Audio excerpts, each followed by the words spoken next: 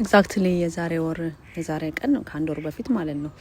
ይሄንን ጋርደን ቤድ ከነበረበት ቦታ ሙቭ አድርጌ ወደ ግልጥ ጥላ በሌለበት ቦታ አዙሬዋለሁ። በፊት ያደረግንበት ቦታ ቆይቷል። በሎክዳውን ጊዜ ነው ለልጆች ብለን ያደረግነውና ዛፍ ስር ሆነና ብዙ ፀሐይ ስለማያገኝ አትክልቱ በደንብ አይበቅልም ነበረ እና እንጠቀምበትም ነበር። ስለዚህ ለምን ወደዚህ ሙቭ አላደረገውም ብዬ አሁን ግልጥ የሆነ ቦታ ሰማዩን ጥላ ምናምን የሌለበት ቦታ እንደዚህ አዙሬዋለሁ። መጀመሪያ የጀመርኩት ከውስጥ ካርቶን አድርጌ ነው፣ ምክንያቱም ሳሩ እንዲበቅል አልፈለኩም።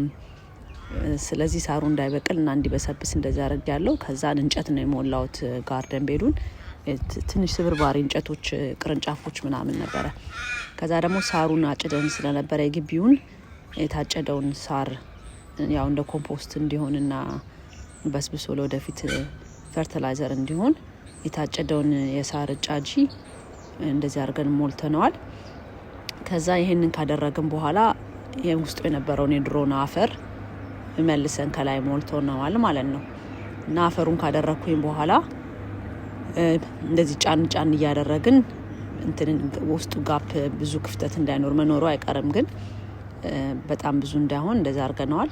ከዛ አፈሩን በደንብ እንደዚህ ከሞላን በኋላ ከዛን ነው ኮምፖስት ገዝቼ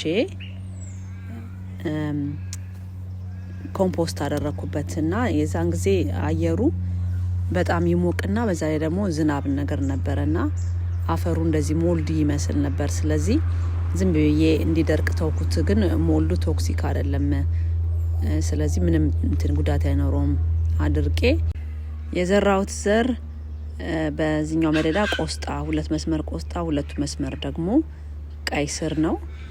ከዛ ሌሎቹ ደግሞ የኢትዮጵያ ሰናፍጭ፣ ጎመን፣ የኢትዮጵያ ደግሞ አይነት ጎመን ወይም የዚህ ሀገሩም ደግሞ ከኤል የሚባለውን፣ እንደገና ደግሞ ባቄላ፣ በጣም ብዙ ባቄላ የባቄላ ዘር ነው በብዛት የዘራሁት በአንደኛው ሳይድ እና አሁን እንደምትመለከቱት ሁሉም በጥሩ ሁኔታ በደንብ ነው በቅሏል። ካሮቱም እንደዚህ በደንብ ሁለተኛ ቅጠል እያወጣ ነው። ባቄላው በተለይ በጣም በፍጥነት ነው እያደገ ያለው። ካተርፒላ እየበላ ስላስቸገረኝ ይሄንን ኔት አልብሻለሁ። ጎመኑን ገና ከመብቀሉ ምንም ያን ያክል እንኳን ሳያድግ ነው በቃ ጎመኑን መበሳሳት የጀመሩት። ስለዚህ ኔት አልብሻለሁ። ቀይ ስሩም፣ ቆስጣውም፣ ሰናፍጩም፣ ጎመኑም ሁሉም ነገር ብቻ በደንብ ሆኖ በቅሏልና በአንድ ወር ውስጥ እንግዲህ እናንተም ሞክሩት በጓሯችሁ።